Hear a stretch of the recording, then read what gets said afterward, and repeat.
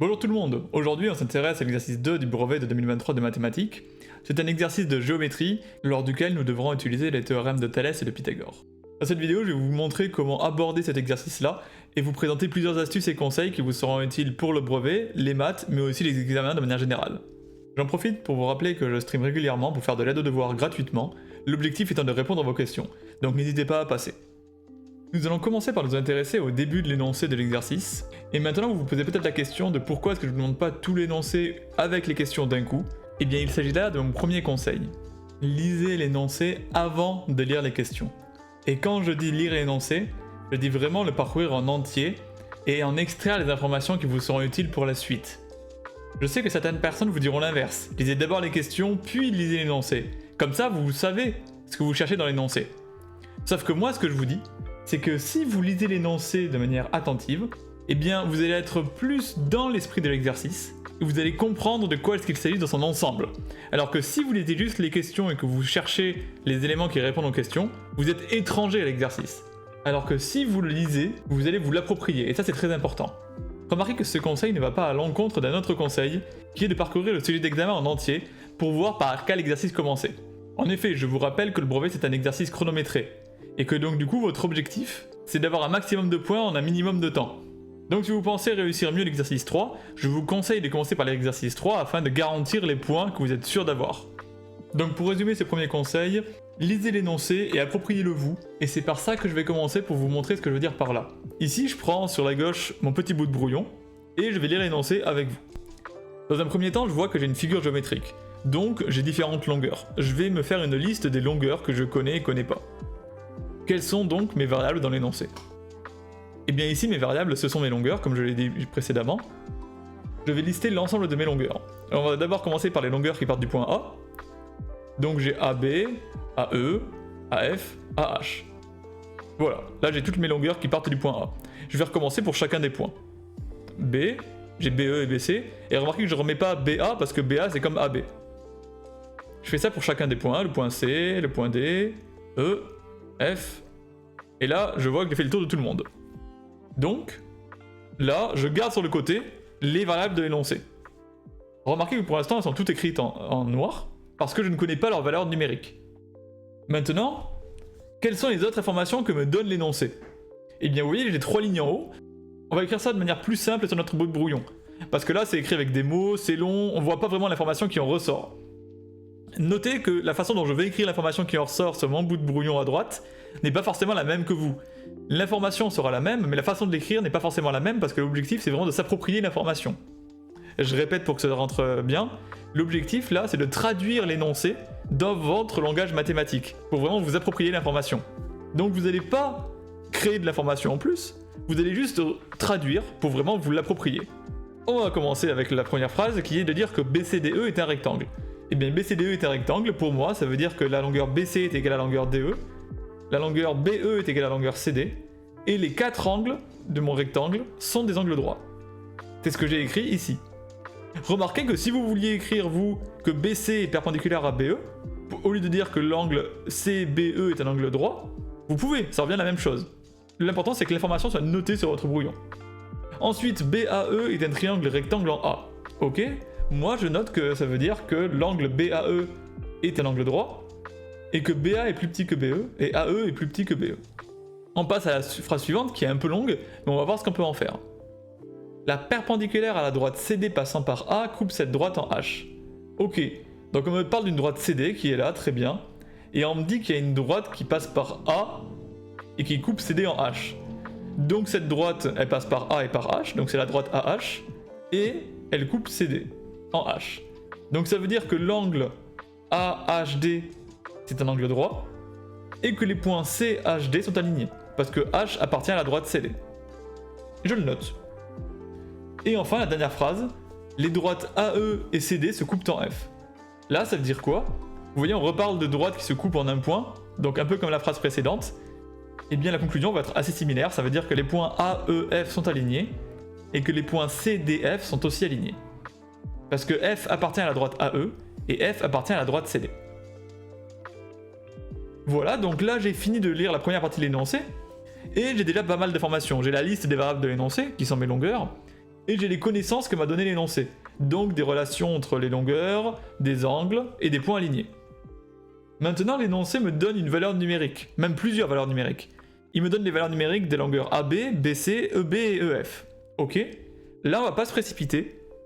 J'ai pas besoin de noter la valeur numérique sur mon brouillon. Elle est déjà très bien écrite de manière très claire sur l'énoncé. Donc je vais juste noter que AB égale BC et EB égale EF, et je l'ai écrit en vert. Vous pouvez le surligner sur votre brouillon, ou l'écrire au big vert. Moi, le vert, ça veut dire que je connais l'information. Vous voyez à gauche, j'ai surligné en vert les longueurs dont je connais la valeur numérique. En plus, si je combine ces nouvelles longueurs que je connais et les informations de l'énoncé, BC égale DE et BE égale CD, je peux surligner en vert d'autres longueurs. Hop, CD et DE. Remarquez qu'en plus de surligner en vert les variables de l'énoncé que je connais, j'ai aussi surligné en vert les longueurs sur mon schéma que je connais. Comme ça, quand je cherche une longueur, j'aurai plus de facilité à savoir qu'est-ce que je peux utiliser. Tout ça, c'est dans l'objectif de vraiment s'approprier l'énoncé, s'approprier l'exercice, se sentir chez soi. Bien, là, j'ai du coup tout ce qu'il me faut. Notez que j'ai pas noté 4,2 cm ou 7 cm sur mon brouillon, mais j'en ai pas besoin. Je ferai les calculs numériques une fois que je serai sur le propre, sur la copie, ce qui n'est pas le cas pour l'instant, je suis sur le brouillon. Maintenant, on a fini de faire le tour de l'énoncé, l'objectif ça va être de lire les questions. Mais encore une fois, on va faire ça au brouillon. En effet, l'objectif maintenant, ça va être d'établir un plan au brouillon. C'est-à-dire qu'on va écrire les étapes de notre raisonnement sur le brouillon, sans besoin de rédiger, juste une note personnelle. Encore une fois, c'est très personnel, c'est vraiment pour s'approprier l'exercice et noter ses idées sur le brouillon. Donc, maintenant, établissons un plan pour cet exercice de géométrie. Question 1. Montrez que l'aire du rectangle BCDE est égal à 29,4 cm². Ok, alors là, il y a plusieurs choses à noter. Déjà, c'est que on nous donne la réponse. La réponse étant 29,4 cm². En plus, c'est une réponse numérique. C'est-à-dire qu'on ne me demande pas de montrer que deux droites sont parallèles ou quelque chose, on me demande une valeur numérique. Donc, je vais avoir besoin de valeurs numériques moi aussi. Donc certainement une de ces longueurs-là en vert que j'ai. Du coup, maintenant la question qui se pose, c'est comment calculer l'aire d'un rectangle. Et bien pour calculer l'aire d'un rectangle, comme vous pouvez vous en douter avec le fait que c'est en centimètres carrés, c'est une longueur fois une longueur. Et donc pour l'aire d'un rectangle, c'est la hauteur fois la largeur. Ce qui revient ici à dire que c'est BC fois CD. Remarquez que c'est un rectangle et que du coup, j'ai dit BC fois CD, mais je pourrais dire BE fois ED, comme je l'ai dit là-haut. Maintenant, j'ai noté cette formule sur mon brouillon. La question c'est est-ce que j'ai les valeurs numériques pour avoir la réponse? C'est-à-dire est-ce que je connais BE et DE? Et bien là, je me réfère à mon brouillon des variables d'un énoncé, et je vois qu'en effet, BE et DE sont en vert. Donc, mon calcul, je peux trouver la valeur numérique, parce que BE et DE, je les connais. Donc, je peux connaître la valeur de l'aire, et remarquez qu'au brouillon, je ne l'ai pas calculé. Je me suis juste assuré, avec les informations que j'ai à disposition, que je pourrais la calculer. Donc là, c'est bon. J'ai mon plan pour la question 1. On s'attaque maintenant à la question 2A. La question 2A qui est montrer que la longueur AE, que je montre ici en jaune, est égale à 5,6 cm. Alors encore une fois, là on vous donne la réponse, 5,6. Donc, c'est important de vérifier son résultat une fois que vous avez fait vos calculs numériques sur la copie, au propre. Là, regardons un peu la situation. AE, c'est un des côtés du triangle ABE, qui est un triangle rectangle. En plus, mon triangle, je connais les longueurs AB et BE. Du coup là, vous êtes en 3ème, vous passez le brevet, ça doit être un réflexe pour vous. Si vous avez un triangle rectangle avec deux longueurs connues et que vous cherchez la 3ème longueur, eh bien le réflexe, c'est d'appliquer le théorème de Pythagore. Parce que le théorème de Pythagore, il vous dit que BE au carré est égal à AE au carré plus AB au carré, parce que BE est l'hypoténuse. Je connais BE et AB, je peux donc retrouver la longueur AE. Et voilà, comme quoi sur 3 lignes, ma question 2A elle tient au brouillon. Je rappelle encore une fois que c'est au brouillon. Quand vous serez au propre, il faudra faire ça de manière plus développée. Mais au brouillon, c'est tout ce dont vous avez besoin de noter. Maintenant que j'ai calculé la longueur AE, et que c'est une de mes variables de l'énoncé, je la surligne dans ma liste des variables de l'énoncé. Comme ça, si j'en ai besoin plus tard, eh bien je sais que je vais calculer grâce à la question 2A. Remarquez qu'ici, on vient de répondre à une question 2A. Ce qui veut dire qu'il va y avoir une question 2B derrière. S'il n'y avait pas de question 2B, on ne se serait pas amusé à mettre 2A. Et là, ça va être mon 3ème conseil que je vous donne. C'est que lorsqu'il y a une sous-question 2A ou 2.1, eh bien la réponse à cette sous-question va servir pour la question d'après, la 2B ou la 2.2. Est-ce que c'est le cas ici? On va voir. Donc, ici, la question 2b, c'est calculer l'aire du triangle rectangle ABE. Donc, le triangle rectangle ABE, il est ici. Pour calculer l'aire d'un triangle rectangle, c'est base fois hauteur divisé par 2. Remarquez que AE, je viens de le calculer dans la question 2.a. Donc, ce que je vous ai dit s'applique ici. AB et AE, c'est des longueurs connues. AE grâce à la question 2.a. Donc, je peux calculer l'aire de mon triangle rectangle ABE. Maintenant, on passe à la question 3a. La question 3a qui dit « Montrer que les droites ED et HA sont parallèles ». Alors là, on regarde un peu ce qu'on a à disposition. Les droites ED et HA, bon, qu'est-ce que je connais à propos de ces droites-là? Eh bien, en regardant le dessin et mes notes, je me rends compte que la droite HA, elle est perpendiculaire à la droite CD, et que la droite ED, elle est perpendiculaire à la droite CD. Donc, intuitivement, on peut se dire, là, j'ai mes deux droites, elles sont perpendiculaires à CD, donc elles sont parallèles entre elles. Quand vous voyez ce genre de situation, il y a une phrase qui doit vous venir en tête, parce que c'est une phrase qu'on apprend par cœur quand on est en 3ème. Si vous vous en souvenez pas, c'est pas grave, vous pouvez juste noter ça et espérer avoir le point. La phrase à apprendre par cœur, c'est « Deux droites perpendiculaires à une même 3ème sont parallèles entre elles ». Mais si vous vous en souvenez pas, comme je l'ai dit, vous pouvez juste noter AH perpendiculaire à CD, ED perpendiculaire à CD, donc AH est parallèle à ED, et espérer avoir le point. Parce qu'en fait, la phrase, elle dit ça. Donc en soi, ce que vous écrivez, ce n'est pas choquant. Remarquez, voilà, ici, moi j'ai marqué mes angles droits, ce qui veut dire que c'est perpendiculaire. Comme quoi, si vous aviez noté perpendiculaire ici, ça aurait été plus clair, mais moi j'ai plutôt tendance à noter des angles droits. Ça, chacun note ses informations comme il veut. Donc, mes deux informations, je les ai dans mes connaissances de l'énoncé, je peux donc dire que AH est parallèle à ED. Et là, remarquez qu'encore une fois, je suis sur une question 3A. Donc, si mon conseil est bon, la réponse à la question 3A va m'aider pour la question 3B. Voyons si c'est le cas. La question 3B, c'est calculer la longueur AH. La longueur AH que j'ai mise en jaune ici. Bon, qu'est-ce que j'ai pour m'aider?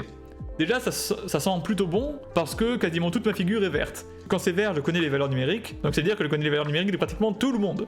Donc c'est quand même un bon signe. Je veux calculer la longueur AH. Ok. Donc là, qu'est-ce que j'ai? AH, c'est un des côtés du triangle AHF. Ok, ok. Et je viens de montrer que AH est parallèle à ED. Là, en théorie, une idée est censée se développer dans votre tête. Là, la question, c'est qu'est-ce qu'on peut faire si j'ai deux droites parallèles et des triangles avec des points alignés? Parce que je vous rappelle que les points AEF sont alignés et que les points HDF sont alignés. Donc, j'ai mon triangle EDF qui est dans le triangle AFH. Et mes deux droites sont parallèles. Donc là, si vous êtes dans une situation comme ça en 3ème, avec deux triangles imbriqués et des droites parallèles, vous devez avoir le réflexe de vous dire que vous utilisez le théorème de Thalès.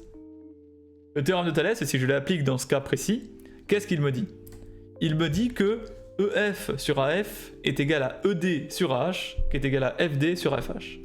Donc, EF sur AF, qui est égal à ED sur AH, qui est égal à FD sur FH. Très bien. La question c'est qu'est-ce que je vais utiliser parmi tout ça?